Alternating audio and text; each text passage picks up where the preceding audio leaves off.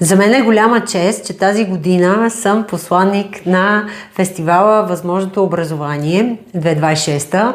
Моите послания са скромни, но от сърце, от театралното ми сърце. Повече театър в училищата. Аз самата преподавам като свободно избираема подготовка театър в художествената гимназия.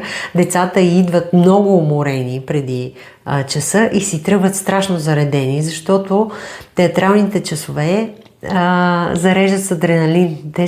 Ти влизаш в друг свят, както и всеки вид изкуство го прави.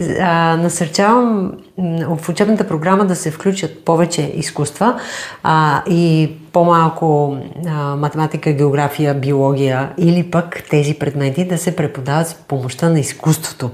Това би било много интересно. Искам всички деца, всички ученици, всички родители и всички учители да са здрави, щастливи и уверени.